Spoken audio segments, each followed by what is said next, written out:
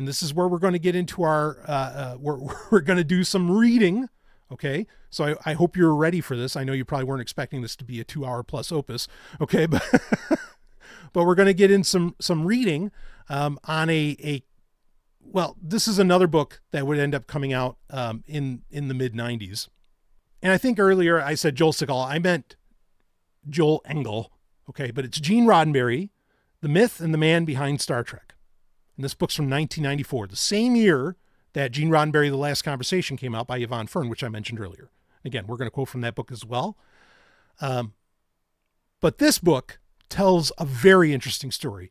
And an important thing to consider is that the foreword to this book from 94 was actually written by D.C. Fontana, again, who I said was, I mean, she was absolute boots on the ground, hardest worker, arguably, in Star Trek. Star Trek, the original series, and honestly, even after that with the novels, like DC Fontana's Star Trek novels are legendary. Okay, and rightfully so. She's amazing. So this would seem to have the seal of approval from someone who was kind of there, at least for points of it. Okay, and I love that Joel Engel, you know, like the title, The Myth and the Man Behind Star Trek, and because there is a myth. But this gets really weird. And what we're going to read from in this book is from chapter 8, and the chapter is titled The Nine, which probably would have been really funny if they made that chapter 9, but however these things all work out, it's fine. Who are the Nine? What is the Nine? Again, we're in the 1970s now. Okay, we're post Star Trek, the original series. Star Trek, the motion picture hasn't exactly happened yet, right? Partly because Star Wars hasn't happened yet, you know, which is what a lot of people would say is the real reason that Star Trek came back, because science fiction was a hit. The reality around that is somewhat questionable. Okay. But this is going to get into incredibly strange territory with supposedly real life aliens, not Vulcans and Klingons and all this other stuff, but real life aliens. And yes, we're not going to leave that Rosicrucian thread hanging. Okay. We're going to get back to that, but a part of this chapter is essential to understanding Gene Roddenberry, and thus, in my opinion, understanding Star Trek. Now, why do I say that? And I'm going to pay a tease here real quick before we get into reading this. For many people, the true vision of Star Trek is from what I hinted at earlier, the season 1 finale of Star Trek: The Next Generation, episode called The Neutral Zone, where Picard is talking to a rejuvenated, this guy was like frozen, you know, and they thawed him out in the 24th century, a Wall Street, you know, kind of investor. Okay. And, you know, he says to this investor, like that, you know, we've given up like the pursuit, the acquisition of things. You know, money is not a part of our society anymore. That is an essential thing to understand. Most people, when they think of Star Trek, when they think of, is there a philosophy in Star Trek? They think of that, like this kind of weird neo-communism sort of thing. Okay, where there's no money in Star Trek. Like, I think even people who've never really watched Star Trek, that's probably the first thing that they would say. They'd be like, oh yeah, they have replicators and no money. like that's Star Trek for them. And it's not an unfair thing to say. Okay. And again, like I said, when I think a lot of people talk about Gene Roddenberry's vision, that's what they think they're talking about. And so we need to break that down. And to do so, let's start reading Chapter 8 from The Myth and the Man Behind Star Trek. And we've really got a good bit to read here. So we're going to go well beyond any semblance of fair use, but I don't believe in IP anyway. And also, most people that I've encountered don't even know that this book exists. So we'll just rock it. We get taken down. Well, welcome to the 21st century instead of the 23rd or 24th. So here we go. We're actually going back to 1975 in May, reading the book. In May 1975, Gene Roddenberry accepted an offer from Paramount to develop Star Trek into a feature film and moved back into his old office on the Paramount lot. His proposed story told of a flying saucer hovering above Earth that was programmed to send down people who looked like prophets, including Jesus Christ. Who or what had programmed the craft was not addressed. Quote, basically, end quote, John Pavel says, quote, was a malfunctioning spaceship, end quote.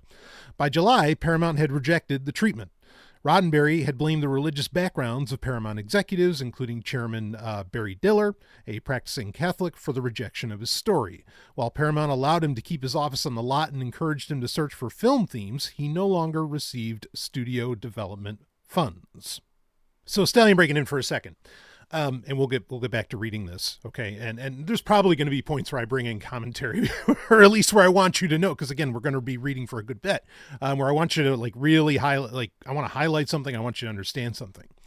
But this is important to note that basically Star Trek coming back, while ultimately in its ultimate form of Star Trek the Motion Picture, was absolutely a reaction and precipitated by the release of Star Wars in 1977.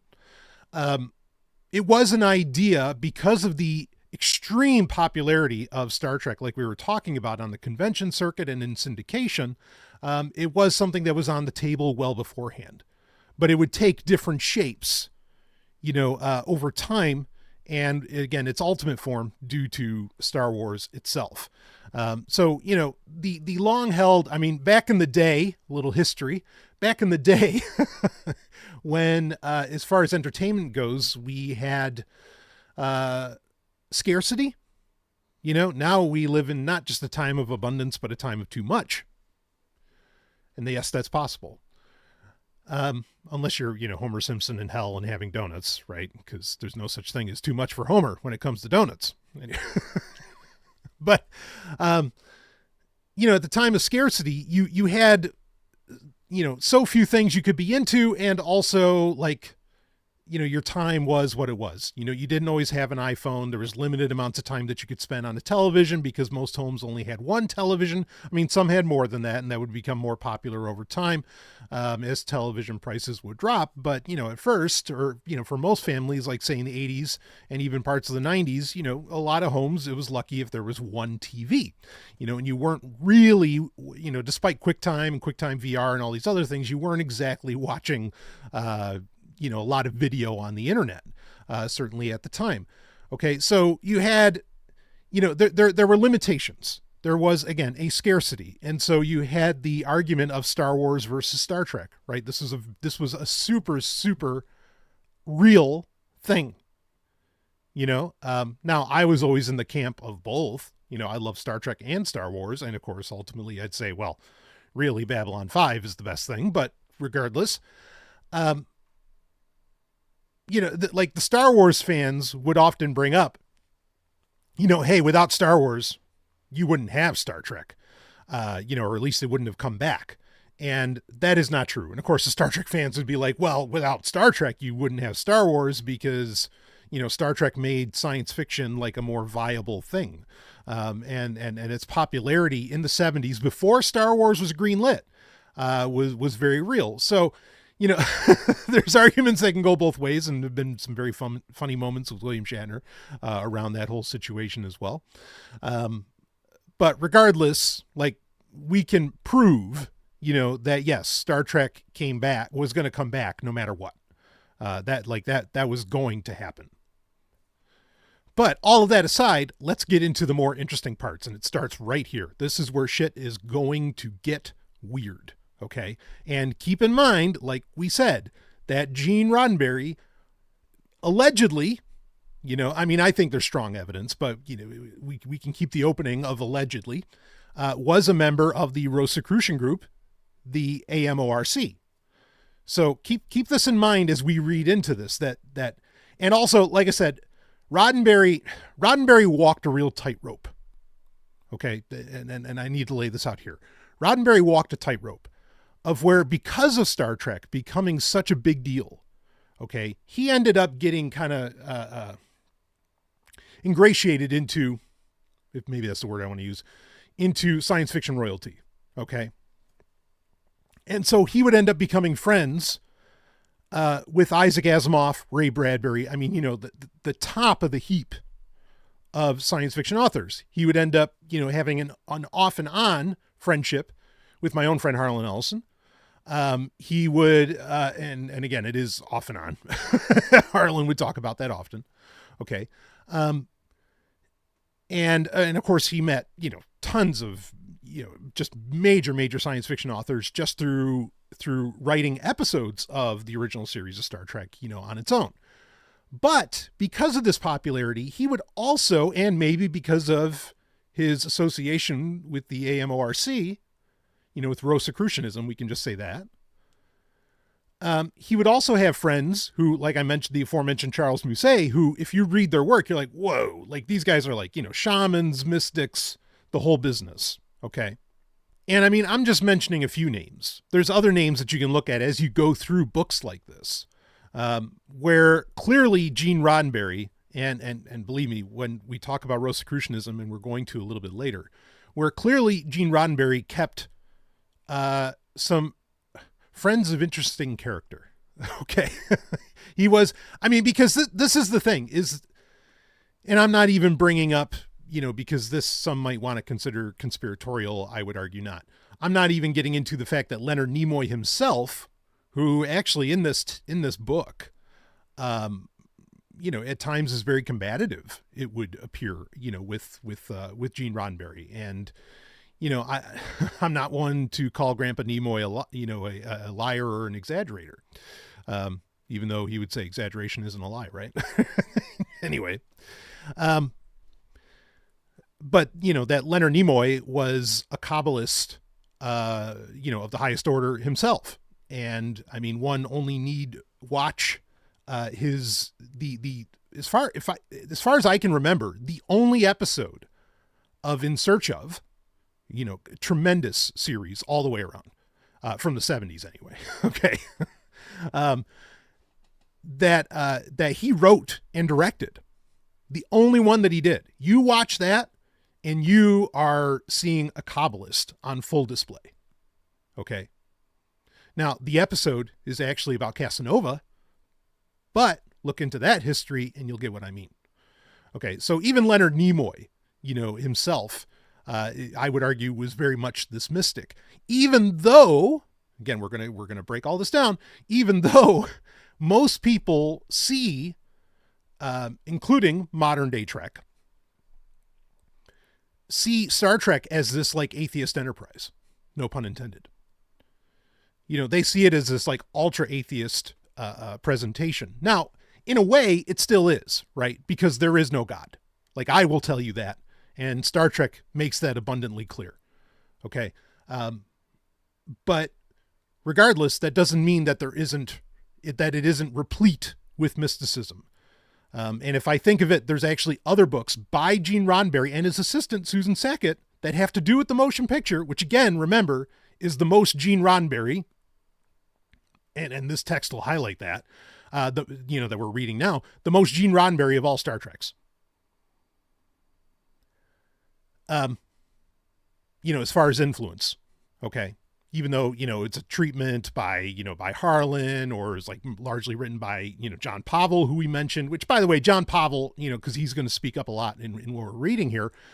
John Pavel, was very instrumental in getting, having Star Trek, the motion picture, like be a thing. And like, when you watch a lot of documentaries, about Star Trek, the motion picture in particular, John Pavel will come up often, so, as in like they'll interview him because he was there, he was boots on the ground.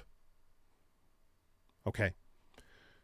So anyway, I just want to make that clear that, there's this perception that Star Trek is this, yes, it's godless, but it is not, it's not spiritually bereft.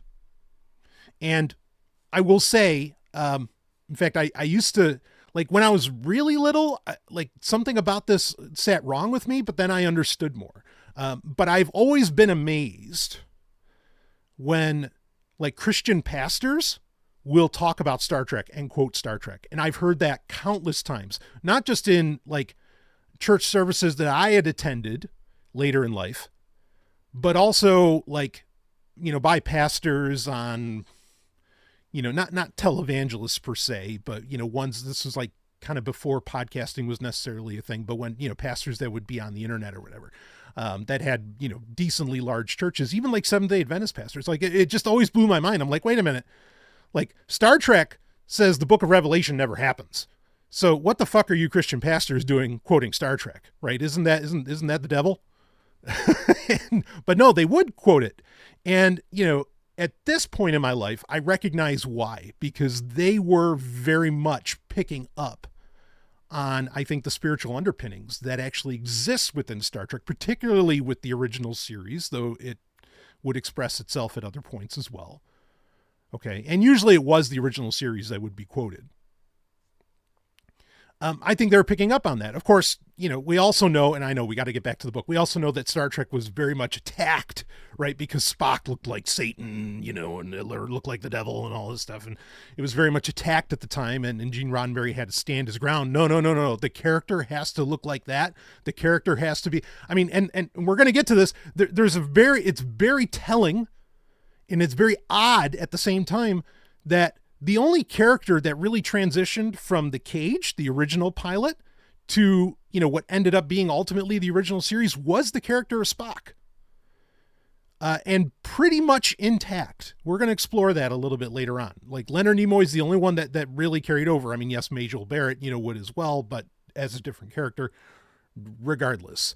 I also don't think it's odd that Majel Barrett would end up, who's, you know, the love interest at the time and eventually wife of Gene Roddenberry, would end up being the woman that would have, not the only, but the, you know, kind of the most famous woman that would have a relationship as a character with Spock, you know, a romantic relationship or more.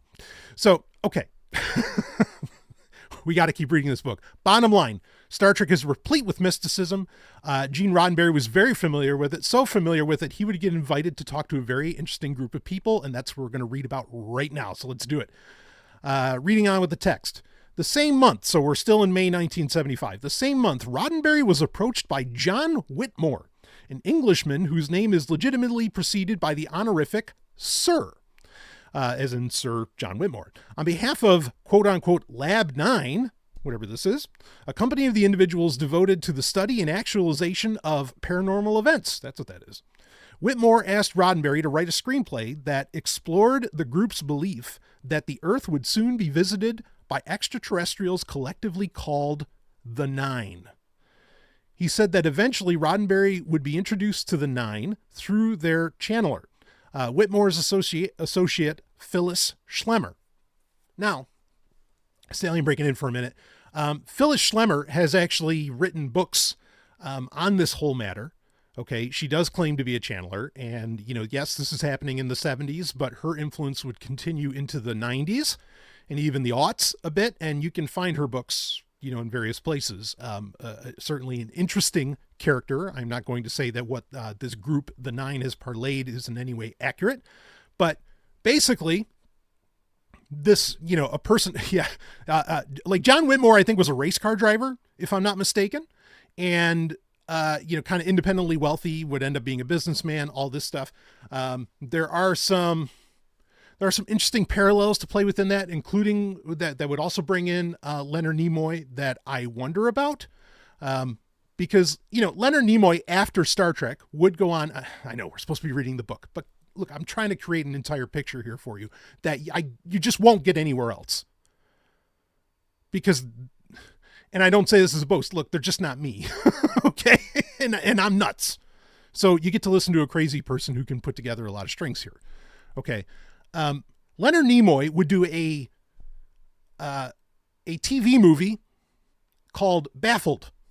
Okay. This was not made by Gene Roddenberry, where he is a race car driver that ends up becoming a psychic that is taking on some nefarious group around the world. Now it was a TV pilot. It was supposed to become, like, you know, again, it ended up being or what they call a backdoor pilot, where instead of okay, the studio didn't accept it as a full show, but we paid for it. Let's put it on air, sell some ads. And so it becomes a TV movie. And it's actually pretty good. Ellen and I have watched it. Imprint Films, which is run by Via Vision out of Australia. They released a Blu-ray set, I want to say a year or two ago, that included Baffled on it. So, of course I got my hands on that. You might be able to find it on YouTube or on the public library, torrent sites, or the high seas. What do we call that now? You might be able to find it there. But if not, it is available in some form or fashion on physical media, which you should own. I'm serious. And so, no, it's fine if you have it digitally. But you're not going to get it on streaming services. So, Baffled, very much. And it wasn't until I thought about this. I'm like, wait a minute. What if the story of Baffled might actually be, quasi biographical, I guess would be the term, not autobiographical, but biographical of Sir John Whitmore. And I could almost imagine that in the background somehow, Leonard Nimoy is coming off of his very, very well done and popular tenure on Mission Impossible as Paris. Of course, he's amazing in that, and that show is still so goddamn good. And that, maybe some strings are pulled. John Whitmore is clearly somebody who's looking into Hollywood, and Leonard Nimoy, and they all kind of come together and who knows what. So, some degrees of separation here for sure, but it's interesting that Leonard Nimoy would play a character of this psychic, race car driver. And then you have John Whitmore here, talking to Lab 9, talking to Gene Roddenberry. Okay, but let's keep reading the book. So we got this group, the Nine, whoever the hell they are, and they are channeling through Phyllis Schlemmer that extraterrestrials are coming, and they're hiring Gene Roddenberry. Let's keep reading. First, though, Whitmore wanted to prepare his writer, that being Gene Roddenberry, for that extraordinary experience by having him observe legitimate psychic experimentation at universities and research institutes across the country. Exposed to events beyond normalcy for which his belief system had no reasonable explanation, Roddenberry would likely shed a layer or two of skeptical armor, thus allowing the Nine's message to reach its target. Likewise, the intended movie was supposed to make Earthlings more receptive to the Nine's eventual arrival. Roddenberry was reluctant, but he desperately needed money. One day before Whitmore approached him, he'd complained to his secretary assistant, Susan Sackett, quote, "If I don't get $25,000, I'm going to lose the house," end quote. Stallion breaking in, this money thing, we got to pay attention to that. Okay, that Gene Roddenberry, famous as he is hurting for money. Let's keep going. On August 1st, 1975, he signed a contract that was to pay him $25,000 for a first draft screenplay based on his experience with the Nine and his other paranormal experiences, and another $25,000 for a rewrite. Whitmore, a man of deep pockets, also agreed to pick up all of Roddenberry's travel expenses, which also eventually totaled around $25,000. Roddenberry's first draft of The Nine was dated December 19th, 1975. And now, so Stallion breaking in, we're actually going to read kind of this story, and it's important to read this story. We're going to read the spec script, basically. It's not super long of this movie that's going to be made of The Nine. Okay. But we're going to read that. And now ahead of this, there are a lot of people who feel that, and I mean, this has been a conspiracy theory that actually I addressed, probably a decade ago on Sovryn Tech, that Star Trek was predictive programming by the Rand Corporation.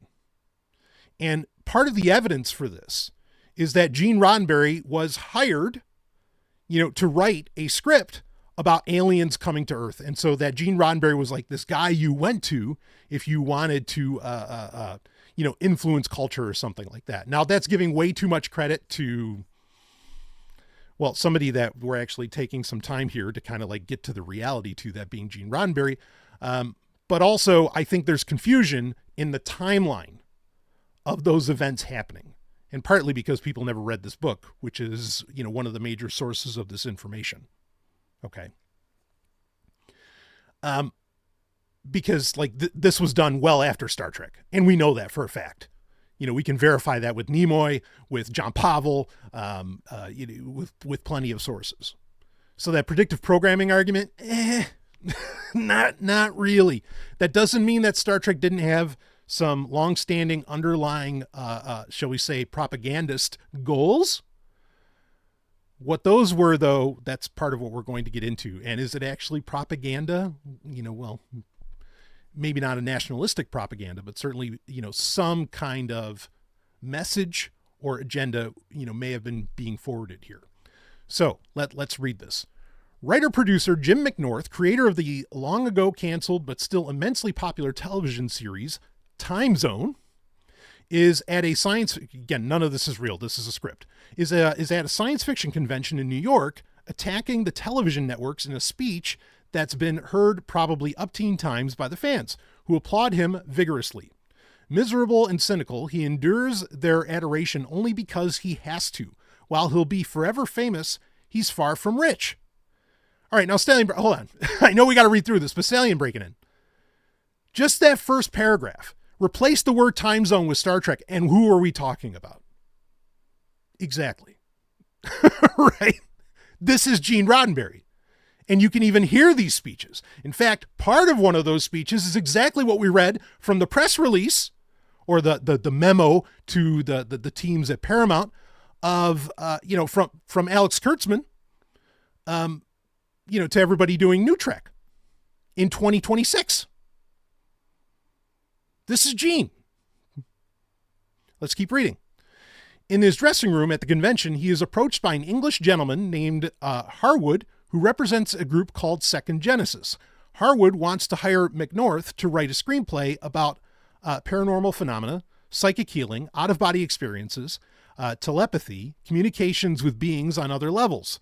Quote, "I'm afraid that's just not my bag," unquote, McNorth replies. Harwood's companion, Mara, an East Indian woman, dressed in a sari, gazes at McNorth's groin and asks if he's ill. Mara's a healer, Harwood explains. She can see disturbances in a body's aura, end quote. Now, I got to stop again. Stallion breaking in. Like, a woman from India looks at his groin and she's able to, she's a healer and can sense or can see disturbances in a body's aura, things like this. Like, if that's not Lieutenant Ilea from Star Trek The Motion Picture, I don't know what to tell you. I mean, I know there's 4 different versions of Star Trek The Motion Picture, but in one of them, there's a point where Ilea is actually able to remove the pain from Chekhov after his hand gets burned, on the bridge. So, like, and of course, she's a Deltan, my favorite Star Trek species, that are, recognized as being insanely sexual and irresistible. Like, again, this character of Mara is Lieutenant Ilea. It's so funny to see all of this and to see all of these elements, that would become a bigger deal, that were either reflecting reality at that point or would end up, getting carried on to further work by Gene Roddenberry. And of course, quick, for those that don't recall, Lieutenant Ilea was played by a genuine Indian princess, Persis Kambata. So anyway, reading on, McNorth dismisses his guests and flies home to Los Angeles, where he's picked up at the airport by his wife, Kathy, quote, an attractive, long-limbed woman about 10 years his younger, end quote, than he. First, Kathy delivers the bad news. The studio has rejected his movie script for Time Zone. Then she tells him the worst news. In the event someone else writes a good script, he won't be allowed to produce the film. At home in bed, just as Mara has predicted, he can't get it up. Of course, he means his dick, because that's all Gene thinks about. I mean, MacArthur, right? Or McNorth, I mean. At home in bed, just as... we read that. Okay, he can't get it up. In the process of explaining why not, he assures Kathy he didn't screw around with anyone else. Quote, not this entire trip, end quote. Driving onto the studio lot, McNorth stops to consult with the guard at the gate, a friend who keeps his ear to the studio rails. Quote, you can't keep shoving down people's throats how you were right and how wrong and stupid they were, end quote, the guard tells him. In McNorth's office, his attorney, Tom Keeble, says the studio is contractually obligated to let him produce the film. Quote, I am not letting them get away with this. We're also going to sue for your television profits. I can't see any way they can gross something like $20 million on your show and still be in the red, end quote.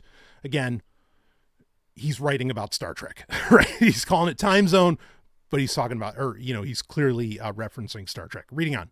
McNorth is despondent over his deteriorating financial condition when Keeble shows him an offer from Harwood, $75,000 to write that screenplay for the second Genesis people. Quote, I am not a prostitute, end quote, McNorth insists. To demonstrate what he means by prostitute, he calls a young aspiring actress and his secretary into his office and offers them money for sex. The secretary immediately begins undressing, followed by the actress. All right, we got to stop for a second. Did this sort of thing happen a lot in Hollywood, and does it still happen? Oh yeah, probably. I mean, we're getting so much, Gene is writing reality here. He's writing what's going on for him. He's writing literally about, the gentleman, like the Nine. He's just calling it Second Genesis and all this. He's writing all of this stuff. Okay, he's writing reality. And so do these things happen? Yeah, probably. So anyway, not probably, we know they do. So, okay. Though McNorth tells them to cease, both continue to strip, with each in the background wearing only bra and panties. McNorth peruses the second Genesis contract. Kathy walks in, his wife, hardly surprised by what she sees. The contract calls for McNorth to travel the country for 3 months, all expenses paid, and observe psychic experimentation. Quote, and you commit to write only what you see and believe, Keeble tells him, nothing else. On the first of his trips, McNorth attends sessions at the, quote, prestigious Massachusetts Research Institute, end quote, where he observes experiments on theoretical physics and telepathy and discovers his own telepathic powers. Confirming that his wife, 3,000 miles away, is indeed wearing a brown suit and an orange blouse, he also discovers that she plans to divorce him. Her attorney, Tom Keeble, in whose office she is at the moment, presumably contracting more than legal business. McNorth attends experiments intended to verify electrostatic auras and faith healing. A fortune teller informs him, you've been very foolish, sir. Yes, you've won great fights, but at what cost? A great heavy shell about yourself, so heavy, like armor. You've imprisoned yourself in it. You can no longer reach out, and nor can others reach in. Like Hector of Troy, you stride clashing sword and shield. You hear not, you feel not. She begins to cry, poor man, you must learn there is bravery also in peace and danger. I still see danger for you. End quote. Stelling breaking in again, again, is this how Gene sees himself? Yikes. Reading on. Stopping at his house for a change of clothes, McNorth finds a handsome young man waiting for Kathy to come home. The 20-something-year-old shows a key Kathy has given him as proof that he belongs there. Keeble tracks McNorth to an airport bar, attempting to drink away his troubles. The Time Zone film project is suddenly popular again, Keeble says, as is science fiction in general.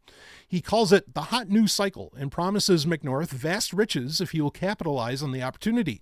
But McNorth refuses to abandon his contract with Harwood and Second Genesis, even though he knows that this opportunity may pass him by. Having changed his plans to fly to San Francisco, McNorth arrives unannounced at the Pennsylvania County Estate commune of Second Genesis. All right, now before we keep going, a key point to get in there, and John Pavel will actually, point this out. Even though he suddenly gets the opportunity to, it says time zone, but right, it's Star Trek. He's like, I'm going to stick to this contract. Now, this might be a low-key way of Gene saying, I don't just want Star Trek to be the only success that I have. Again, we'll read about that more as we go on. There, at Second Genesis, he finds a group of people tuned into something beyond the physical plane. He demands to know why they hired him, why they were willing to risk their money, and what they were looking for. Harwood answers by telling him to suppose that he'd been hired by Louis Pasteur. Quote, many considered him crazy. His strange notions about invisible things around us, inside us, some helping us, others making us sick. He called them bacteria, end quote. McNorth replies that he would have written the script had he seen the bacteria through the microscope with his own eyes. Introduced to each commune resident, McNorth also meets an allegedly psychic cat that digs its claws into McNorth's groin where the trouble is. Now, I want to just add in something very, very odd that just occurred, and you probably didn't hear it on the microphone, but as I was reading that line, I literally heard Captain the Cat digging in to the to the carpet downstairs with his claws. Very strange, but that's my life, not Gene Roddenberry's. Let's get back to Gene's. Reading on. Wow. McNorth is led to the cage, a 10-foot square chamber built of copper and filled with sophisticated electronic recording equipment. This is where a channeler communicates with the Nine, which Harwood describes as, quote, several other kinds of life forms who are in touch with us about matters concerning the future of our own race, end quote. His skepticism still intact, McNorth visits more research institutes and observes different psychic experiments. He then returns to the Second Genesis estate, this time staying long enough to become familiar with the routine. He becomes, quote, more at peace with my inner self than I ever believed possible, end quote. One night, without even touching McNorth, Mara fixes the, quote, oral field disturbances at the base of his spine, end quote. With total disbelief on his face, he mutters, quote, my God, end quote, upon noticing his sudden and unexpected erection. Only Gene, baby. Stallion breaking in. Again, you are like, yes, is Gene going to try and appease the people who hired him to write this script? Sure.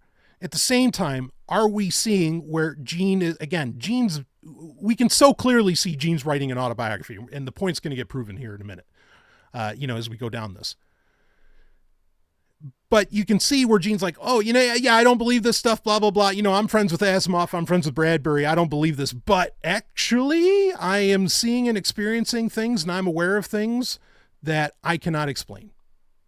So he's opening up to the paranormal, to the mystical. Okay. And of course, to his credit, he's recognizing like sex, at least in these, not all mystical practice, but at least in this mystical practice is a central point of it, which, I get it. At last, in a communication through the channeler, McNorth talks to the Nine. They tell him that the purpose of the film he is supposed to write and produce is to prepare humanity, quote, for an arrival of our representatives on your planet Earth. We will call this the landings. They will occur within one of your years from the completion of the film and its viewing, end quote. Another member of the community, Dr. Surratt, tells McNorth that the Nine, quote, represents civilizations existing in other dimensions. You might think of them as other envelopes of space and time which coexist with ours, end quote. Through the channeler, the Nine tell McNorth that they visited Earth long ago in humanity's infancy. Quote, we mingled with your first ancestors and gave them of our seed from which your many races of human were formed. You were that of an experiment, which failed. Yes, end quote. McNorth prepares to leave for Harwood's Manor in London, where the Nine will reveal more to him about his purpose. Still skeptical as ever, he receives a call from Keeble, telling him that Kathy has died in a plane crash en route to a surprise reconciliation with him in London. Yikes. Because if Kathy is supposed to be Majel Barrett, ouch. Okay, anyway, that didn't happen. She outlived him by quite a few years. Anyway, the Nine, however, continued to insist that McNorth and his wife will reconcile. Anguished by Kathy's death, but determined to carry on anyway, McNorth sees the Nine's obstinate prediction as proof of the project's absurdity. But a deal is still a deal. When McNorth arrives at Harwood's London Manor, there stands Kathy waiting. Keeble had walked her to the gate and then departed. Seeing that her plane was to have been delayed, she arranged to fly another airline. Mr. and Mrs. McNorth profess to be madly in love. McNorth writes his screenplay, though it fails to confirm the existence of any psychic phenomenon. Harwood is satisfied. He tells McNorth that the Nine have informed him of Kathy's pregnancy, as champagne corks pop in celebration. McNorth says that his life was indeed changed by these, quote, lovely crazies at a Pennsylvania commune. What they made me believe is far larger, far lovelier. I know now that all life is one, that we're all part of a wondrous eternal miracle, which we have yet to fully comprehend, end quote. So there is basically like the spec script, version of all this. And we're going to keep reading on. Okay. But very interesting stuff laid out in that, arguably things that Gene learned about, from the Nine, and how that aligns with your own, beliefs and thinking. Well, I'll leave that to you, but let's keep reading here. Lab 9's real-life headquarters that served as Roddenberry's model for the screenplay were in Ossining, New York, on a 15-acre compound complete with 2 large houses, a barn, several garages, a pond, and a small waterfall. One of the homes was occupied by Whitmore and the channeler Schlemmer, the other by several budding psychics and their mentor, Andrija Puharich, a former physician who, through his writings, The Sacred Mushroom, Beyond Telepathy, became a renowned chronicler of paranormal phenomenon. It was Puharich who'd brought the world's attention to the spoon-bending activities of Israeli psychic, quote-unquote psychic, Uri Geller. For those that don't know, you can read up on Uri Geller. Certainly an interesting character who, it has been claimed, has been debunked many times over. And again, look into it for yourself. But very, very fascinating stuff. Roddenberry's research and the writing of the first draft of The Nine took up most of the late summer and fall. He visited the Ossining compound several times during his research, and he and Barrett, that being his wife, stayed at Whitmore's Manor in England, where they met several of Whitmore's friends, including British Broadcasting Company notables. During one of Roddenberry's longer visits to Ossining, Puharich claimed that he was deciphering cryptic messages in Hebrew through a wristwatch that kept stopping and starting. The position of the arms each time it stopped, he said, indicated a Hebrew letter. Now, Stallion breaking in, of course, if you listen to Sexoterica, I've done brief introductions into, done introductions to gematria, the idea where you assign numbers to Hebrew letters. So I'm guessing that's what is being done here. Kind of a weird thing, but okay. I won't spend much time on that. Roddenberry asked for a demonstration of this, however. Puharich replied that he'd already deciphered most of a short message and could therefore anticipate the final letter, which meant that he knew when the watch was due to stop next. 10 minutes before then, they placed the watch on the kitchen table and passed the time talking. With less than a minute to go, everyone drew silent, all eyes on the watch. Exactly on cue, it stopped. Quote, there was a 10-second silence, Schlemmer says.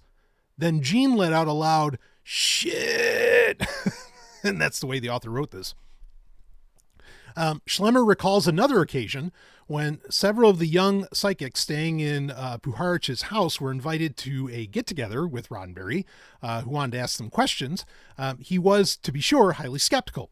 In the midst of the discussion, one young woman went into the kitchen and dished out some ice cream for herself. Realizing how impolite it would be to eat it in front of the others, she brought out bowls and spoons and the half-gallon tub for them, and then returned to the kitchen for her own bowl. About to put a spoonful into her mouth while walking back into the room, she let out a yell as the spoon began bending. The ice cream slid onto the floor. In a moment, several other spoons began bending. Quote, Gene was very puzzled by this, end quote, Schlemmer says. Quote, I remember him looking at all of the spoons and cutlery and trying to figure out how this happened. Not everyone's bent. It seemed it was a chain reaction which often happens with metal bending, end quote. Tony Morgan, a friend of Whitmore's and a member of the governing board of the BBC, had met Roddenberry during a visit to the compound one weekend in September. According to Whitmore, Morgan's diary entry for the date said of Roddenberry, quote, nice man, perplexed by John, Phyllis, and Andrija, but then who wouldn't be, end quote. Stanley breaking in. Okay, so you've got somebody who's on the governing board of the BBC, that being Tony Morgan, who is in with this group, the Nine. Pull conclusions of what you will with that, and openly so. Reading on, when Roddenberry finally met the Nine through Schlemmer, his questions indicated that he was at least agnostic on the possibility of their existence. Either that, or he was respectful of his hosts' and employers' uncommon beliefs and practices. In the communications, which were taped for posterity, his tone of voice is unfailingly polite and engaged. If he was in fact feigning interest just to pick up some quick money, he demonstrated enviable skills as an actor. He asked, quote, "Is there any sign or method by which this writer, if he is told by other people that this could represent negative forces, the communications and all, that he could confirm to himself that it is positive forces?" Of course, if he deals with religious people, some of them are going to be frightened and insist that it could only be negative, and he will need a way to confirming to himself that these represent positive forces, that he's not being duped or not the butt of some cosmic clown, or that sort of thing that is often discussed in these areas, end quote. Schlemmer, in a strained, halting voice, replied for the 9, quote, "By that of their knowledge, by that of their benefit, to that of the planet Earth, you will have of the understanding. We had explained that there would be of those that could create of difficulty, that of the power cannot sustain, within that of your ear, within that of your heart, within that of your mind. If it feels not right, then that of the essence of which they convey to you, then we give to you our assurance it is not right," end quote. "I see," Roddenberry replied. Later, he sat in on another communication with Schlemmer. Puharich and Whitmore, were also there. Quote, "I have been well aware in my heart of the love and affection and goodness that surrounds these people here," Roddenberry said. "But of course I'm asking my questions in relationship to an audience who will reflect many viewpoints and have not had this experience," end quote. The 9, through Schlemmer, asked if he would be interested to hear about some of his past lives. Quote, At the time in that of what you would call of the Bible," she said, "we would relate of 2 of your times if you would have desire," end quote. Roddenberry replies, "Yes, I would." Schlemmer goes on, "You were of one that was called of a one that was named of Jonathan, that was in relationship to that of Moses," end quote, Schlemmer began. Quote, "Our Sir John and that of our doctor may explain of what in relationship to you. It is in truth that you are the son of one that was called of Gershom. You were of, how may we say, we must have understanding of that of relationships within this of the planet Earth. You are a son of Moses. And that of the time of the Nazarene, you are of one that was called," there is of confusion with this of the name. "They call of him John, but in truth his name was of Jonah, and he was in relationship to that of the one of Peter as that of the father." Yes. Stallion breaking it. So basically they're saying he's like so that Gene was a grandson to Moses himself, and then maybe like a disciple. Again, this always, sorry, I got to comment on this. Another thing I've talked about often on Sexoterica. This always kills me. Like all of these people, and I'm not saying you can't have like past life experiences. By no means am I saying that. I've admitted to my own. Okay. But what blows me away with most people who claim to have these things, it's always, the channeler or the psychic or whatever is always telling you, oh, you were the super important person, and that just, it kills me every time. Like it just seems to be always the case. Anytime you hear about these cases, you're always like somebody like, oh yeah, I was Napoleon, or it's, fucking grandson of Moses, please. Moses didn't first off, part of what calls bullshit on whatever the hell the 9 are saying. I'm not saying there isn't truth to like maybe the abstract kind of concepts that are espoused by this group. I mean, I've read some of Phyllis Schlemmer's work, but, and like what Gene was writing about, that actually these aliens aren't from outer space, they're interdimensional. Like they come from another pocket within the same exact space that you and I exist within, which I think there's a lot of validity to that. Okay. Well, I know there's a lot of validity to that. But this idea that you're always somebody so goddamn important. And and again, like I said, them saying that, oh yeah, you were of Moses, like you're the grandson of Moses. Motherfucker, Moses wasn't Moses. That's a whole history for another time. But like what you read in the Exodus narrative has to do with people of completely different names. Now, if they said something like, oh, you are of the one Osarseph, now that would have been interesting. Like, then I would have been like, oh, maybe you are talking to, you know, a djinn or some other kind of, you know, actual like interdimensional entity of some kind. You know, that then I could almost believe it. But like, no, like Kabbalists know the reality around Moses, and it's not what everybody else talks about. But let's keep rocking. Okay. Okay. Whitmore tried to clarify the Nine's convoluted syntax. Quote, that he was the father of Peter, end quote. I will have other consultation for verification, our Sir John, Schlemmer said. This is what they had asked of me to tell to that of you. After a brief silence, she continued, quote, that is so. He was recognized as that of the father of Peter, end quote. So Stanley breaking in again, like, I mean, you're just blowing smoke up Gene's fucking ass. Like, you're saying, oh, well, yeah, no, he wasn't a disciple, but he was the father of a disciple. Oh, yeah, so important.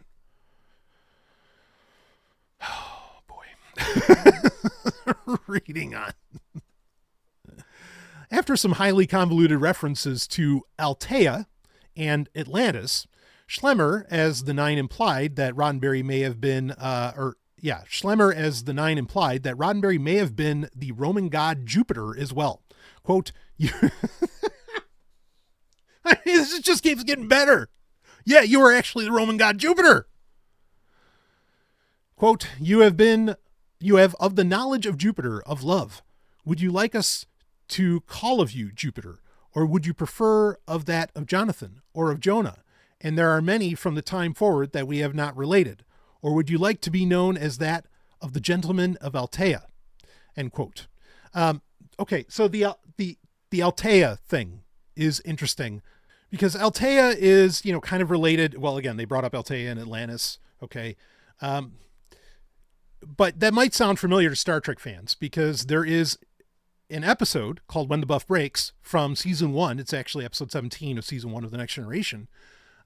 It's a good episode. Like I like it a lot, but there is a planet that is like that, you know, has this wildly technologically advanced civilization way ahead of the Federation. And apparently it's this like great legend. It reads very much like in Legend of Atlantis or Altea, but it's called Aldea. Okay. And it's funny because like, and I bring this up just to say that if you think Gene Roddenberry didn't take this to heart, here's one of the pieces of evidence that he did take this to heart, because we know from other sources, including a very famous convention experience when Star Trek: The Next Generation, when obviously Gene was alive and Star Trek: The Next Generation was a new thing. You know, one of the early complaints about The Next Generation was the character of Wesley Crusher. I'm going to say those complaints are a little unfounded. Okay. I'm not going to spend a ton of time on that here. It's not that important other than this. You know, there's a famous, you can find the clip, I'm sure, on YouTube. There's a famous a moment at a convention where Gene Roddenberry gets mad at the fans, which of course was also in that story of McNorth, right? From his Time Zone spec script, where he's like, it's a love-hate relationship with the fans. And Gene says, like, I don't care if, you know, I'm paraphrasing, but he says, I don't care if you don't like Wesley Crusher.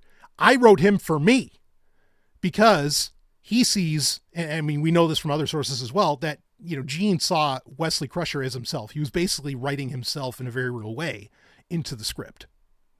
And that runs into all kinds of things like, you know, when you have the episode where no one has gone before, right, from season 1 with the traveler from Tau Alpha C, and how like Wesley is this really special boy, right? You know, and space-time thought are, you know, not as separated as people think, you know, like all these kind of mystical, quote unquote mystical, albeit not necessarily inaccurate. I would agree actually with much of what the traveler says in that episode. But like Gene, because the same thing, just like the traveler, you know, connected with Wesley and thought Wesley was very important, so did the Aldeans in When the Buff Breaks. Okay. So Gene is, you know, like we said, Gene is very much in control in season 1 and season 2 of The Next Generation. He's especially season 1. Okay. Unlike he was at other points within Star Trek, right? Star Trek, the motion picture, you know, we can easily point at, and season 1 and season 2 of Star Trek: The Next Generation. You know, we can point at where this is where Gene had the most influence. not uninteresting that you pointed those three things. And for most of my life, those are the things that most Star Trek fans didn't like. Like, yeah, season 1 and season 2 of The Next Generation weren't that great. It didn't get great until season 3. Star Trek The Motion Picture is a boring movie. I don't agree with any of those sentiments, but I can tell you, because I was there at conventions and otherwise, those were the things people didn't like. And even, people complaining about Wesley at conventions, which we have documentary evidence of, proves the point. So it's not uninteresting that the things that like everybody sees Gene Roddenberry as the great bird of the galaxy, but then the actual things that he had influence over, people don't like, or didn't like anyway.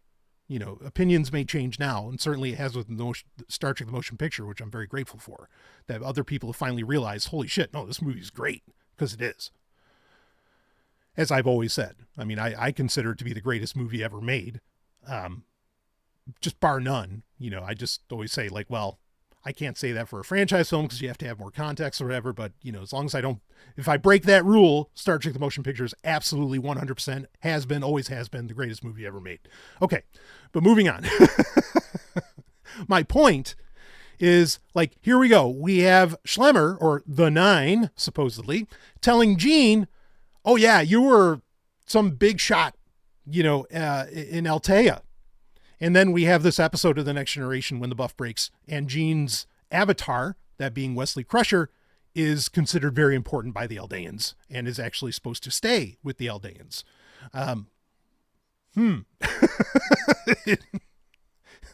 Things that make you go, So, now the Jupiter thing, I do want to touch on that. I mean, that's kind of interesting that there's this through line. Like, all right, let me read a little bit more, and then I want to talk about the through line. If Roddenberry, so here we go. Yeah. Would you like to be known as that of the gentleman of Altea? If Roddenberry was flattered to think that he'd been the grandson of Moses or the father of the apostle Peter, or even Jupiter himself, his tone of voice indicated equanimity. Quote, I think I prefer Jonathan, end quote, he said. So just 1 second on that. Like, as much as I call bullshit on the whole Moses thing, this through line of Atlantis, or Altea, to Moses, a Hebrew, a Jew, or, what would later be the Jews, to Peter, father of, a very, who would end up being a very prominent Jewish figure, and Jupiter, which of course Jupiter is the Roman acclamation of Zeus. All of those, like, there is absolutely a Jewish through line through all of that. And that, at the very least, is not common knowledge. I'm not saying there aren't people who have theorized as much, but it is very interesting that Schlemmer put that through line together and did at least indicate that perhaps Gene Roddenberry's soul came through all of that. Now, as far as I know, Roddenberry was not a Jew, as far as I know. Okay. Leonard Nimoy, obviously different story. William Shatner, obviously different story. Two of the greatest Jews to ever live. But that's not uninteresting. Including the fact that we're going to talk about, or that a lot of people recognize, that Star Trek has a lot of Jewish through lines of its own. And I don't just mean the actors and people involved in making it, to say nothing of Lucille Ball herself making sure that it did become a thing. But like just the abstract ideologies, and even, like the hand signal from the Vulcans of live long and prosper, all this stuff comes out of Judaism. Now, I've often argued that's because of Leonard Nimoy, who was a Kabbalist, who knew all this stuff and was just injecting all the symbolism in, among other things. But regardless, I'm going to give a little bit of credit where credit's due, because most people would not associate Jupiter with his genuine, or should I say more particularly Zeus, with his genuine Jewish origins, as well as a relationship to Atlantis, which I would argue has to do with the Minoans, which, where did Zeus come from? Zeus's cave is on Mount Ida on the island of Crete, which of course is where the Minoans come from. And many people have, I'll use the word rationally argued is actually Atlantis. or is where the myth came from and whatever. And there's big conversations for me to have around that. And I do plan on having them, particularly in my God Diffusion series, but most people aren't aware of that, of the connection between Zeus and the Hebrew people. So that's interesting, because that's very rare air knowledge. And either someone in their group was a Kabbalist and is aware of that, or what, I don't know, but fascinating to say the least, or to quote, to quote Spock. But like, you know, just the ego boost was too much, you know, to say like, oh, you were Jupiter himself. Oh, stop. But kudos to Roddenberry for at least saying, hey, I'm just Jonathan. But again, to say that, like, because the author here is suggesting that, oh, it didn't go to Roddenberry's head. No. I think looking at the Next Generation, it went to his head, among other things. So, and again, we can see where all of this whole incident that occurs, we see it pop up in his works, right? Like the character of Maya, you know, the Indian woman, the sexually charged Indian woman who ends up appearing in Star Trek: The Motion Picture years later, right? But moving on, and of course, Altea. Okay, so let's see. we may call of you of your name of this day, if you would have that desire. Yes. Do you have a question? Yes, Roddenberry said. In these previous lives, did I learn things that will help me with this very difficult task? Quote, if you will review of that of Jupiter and that of Jonathan and of that was Jonah, you will find within there many of the elements that are within that of yourself. And they will bring of the knowledge that is within, that deep within of your soul, so that of the front to bring to you, how may we say to you, those qualities that are needed to complete of this task. You have within of you all of the abilities. Folks, I'm going to stop for a second. Okay. Stallion breaking in, because this is how Schlemmer talks when she's channeling the nine. Like, it's very like an odd syntax, like they said. It's a very odd syntax of English, which a little bit of credit to that, because I've always complained that a lot of channelers somehow speak perfect English. And it's like, wait, what? Because yeah, like I've said before, because yeah, all aliens speak English, obviously. I mean, there's something to be said for language and, you know, like linguistic monogenesis and things like that. And actually I do cover that on the God Diffusion. But regardless, come on. Okay, let's keep going. This was of your choosing. This is Schlemmer going on. You have brought of much knowledge to this planet Earth, and without that of your knowledge, you in truth have been in service. They say I have made of a wrong statement, that you have been in service, and in truth you were knowledgeable of that. It is just that without those of your existence and of acquaintance, you truly had not brought forth of the knowledge that within of you in truth know that you are in service to this of the planet Earth, and that you have of the knowledge that you, and when we say of this to you, we wish for you to know that it is not to give to you of that of flattery, for we find that we give not flattery to those that cannot. I am sorry. Okay. They say that I am speaking in that of confusion. When we speak to you and we tell of you of who you are, it is not to give to you of flattery, for we do not do that. As our Sir John and as our doctor is aware, if there is one who would ask of questions that cannot assimilate and cannot in truth understand, we do not answer until they are in that moment when they can. We are aware and we know that you in truth are of a special one. And we say this to you with all of the love and all the knowledge that you two have of great love for this of the planet Earth and of understanding. You know within that of your heart that you have been of a benefit and that you have been inspired. Yes. So, you know, the last part, let me take a second on this. And we only have very few pages to go. So, okay, we're going to get through this and then we're going to get to some major points. To this last part,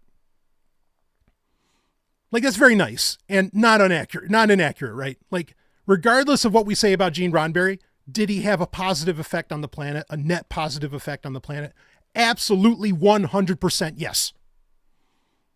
And I'm not going to die, but I'll die on that hill. That anything negative I say about Gene, at the same time, it is held with a deep appreciation and love for caring so much, at the very least, regardless of levels of influence, caring so much about this thing that is Star Trek and not letting it die. Granted, it's the fans that really didn't let it die, but he certainly went to bat for it many times over, and we know that. He deserves that recognition. And whether the 9 are real or not, I'm glad he got that recognition in some strange way. But I got to say this, because as much as I applaud Schlemmer for, speaking as the 9 in like broken, like in an odd syntax and kind of a broken English, this is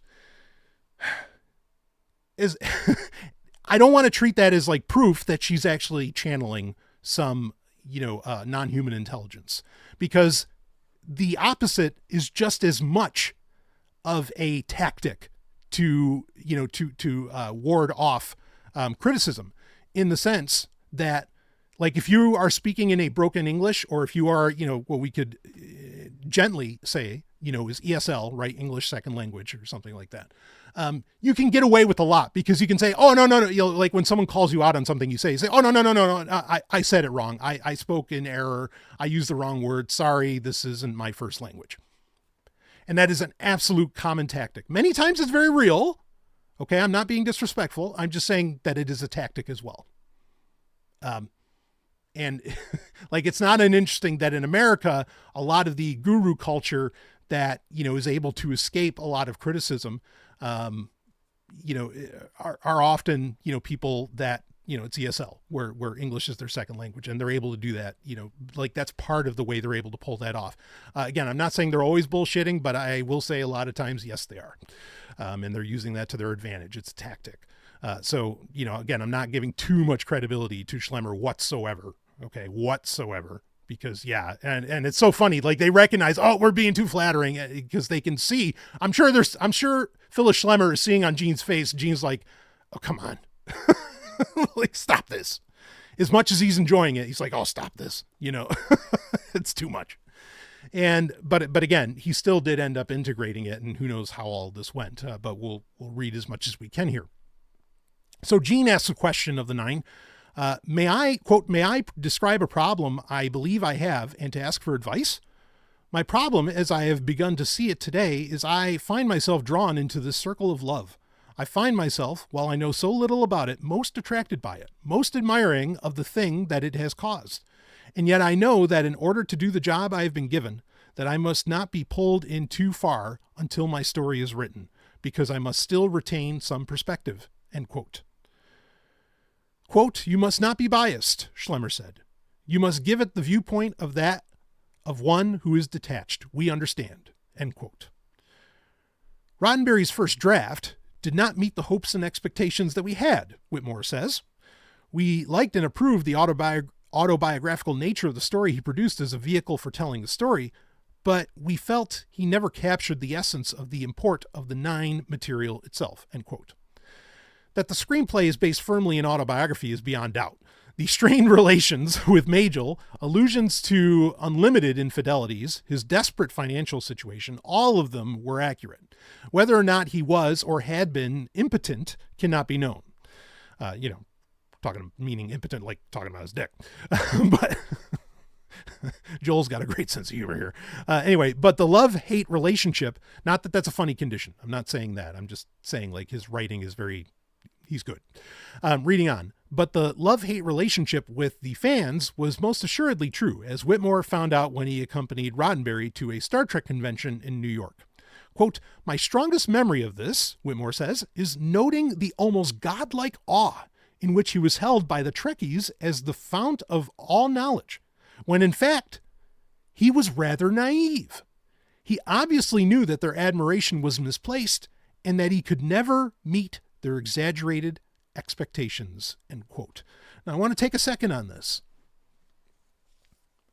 This is a really, this is such a rare, dare I say, unique insight. Maybe not unique, because in the book by Yvonne Fern, the Last Conversation, in the updated version of that, she writes a foreword about the reactions that she got to that, from other people, authors and writer, whatever, other people that came to her and gave her the reactions to that book. which was the original version that came out in 94. The, expanded edition came out in 96. The reactions were not positive, or for the most part, I think were not positive. And she wouldn't name some of the names, but she said that there were a lot of very famous people who came up to her and said, no, like Gene is the greatest bullshitter ever. Like, this guy stole everything. Like people call Glenn Larceny. I don't know what clever name they'd come up for Gene, but they were basically accusing him of that, where he just copied everything or took all the credit for shit. And it's true, because we know, like, Gene Roddenberry, there's points where he said he designed the bridge of the Enterprise and all this other stuff. No, he didn't. We absolutely know for a fact that Matt Jeffries came up with all that. Matt Jeffries was a genius on a whole other fucking level as far as an artist and engineer. Okay. So, like, yeah, Gene bullshitted a lot, and people called that out. And I think that they were very annoyed by Yvonne Fern's book, which again was very glowing towards Gene. And yeah, who wants to piss on the dead? But they're like, man, like, like he sold you a bill of goods, And actually part of the story that we're going to keep reading, I think points that out as well. But this insight from Whitmore that, like, the fans saw him as like this genius with all of these ideas, but Gene knew that he wasn't that, right? But would you ever see that if you ever saw Gene Roddenberry at a convention speaking or anything? Would you ever get that sense? Would you ever see that from him? No, because he was a performer. And in fact, again, even Joel Engel here, like raises the point that even with the 9, like, wow, like he might've been doing some of the greatest acting that Oscar winners would be envious of. I remember reading this line and just being really like kind of blown away. And we know a lot of this stuff, and we're going to revisit this line, but I wanted to point it out when it hit. Okay. Because I think it leads to some other stuff, but let me keep reading here. So Whitmore had the contractual right to demand a rewrite for which Roddenberry was to be paid $25,000. Roddenberry was tired of the 9, but not of the paycheck. He took the money and turned the rewrite over to John Pavel for $4,000. So Gene gets 25, Pavel gets 4 of that. Okay. Anyway, Pavel recognized Roddenberry's intensely autobiographical draft as embarrassingly authentic. His own much superior draft, that being John Pavel's, though still not the message Whitmore had hoped to articulate in a feature film, posed an intriguing dramatic conundrum. Assuming the 9 to exist, why was James McNorth unable to accept them? Quote, and this is from John Pavel, I took all the accumulating evidence of the 9 and made it more and more threatening to the Roddenberry character.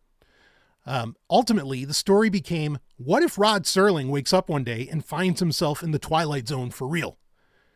This is, what if Gene Roddenberry wakes up one day and finds himself in touch with extraterrestrials and he can't deal with it? In that way, I was able to walk a line as to whether or not the extraterrestrials were real or not, end quote.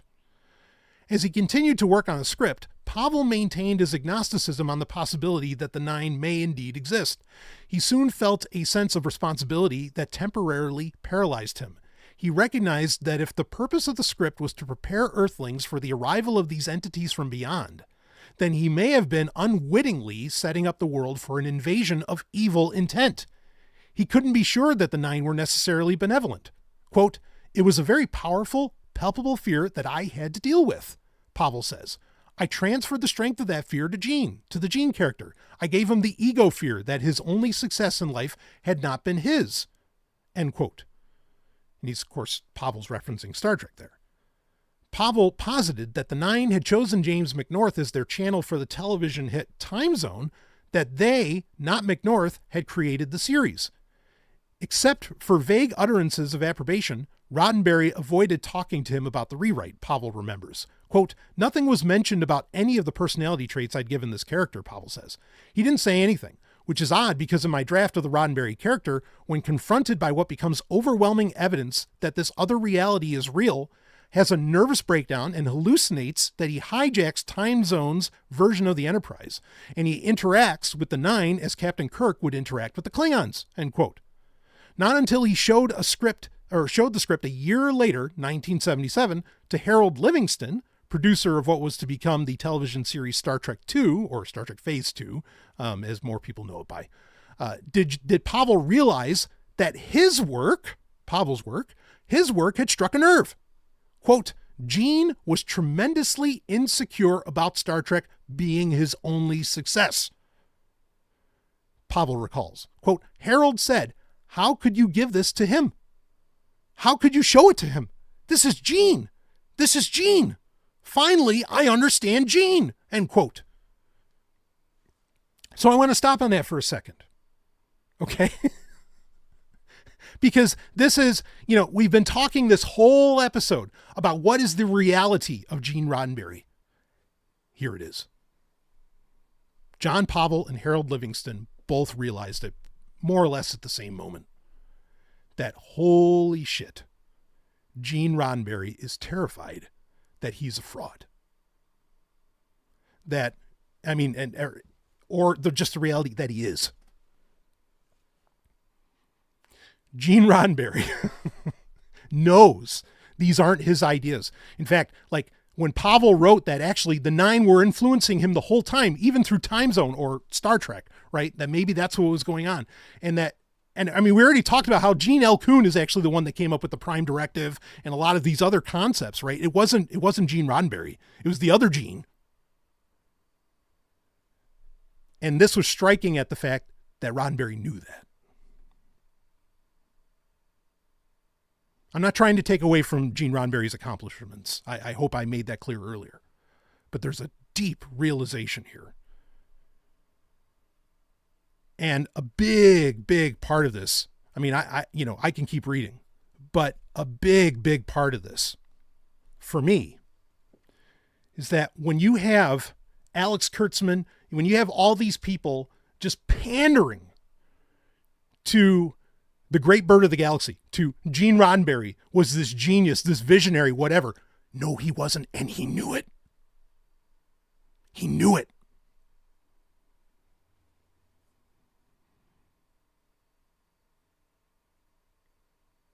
In fact, the part that struck me so much with this, do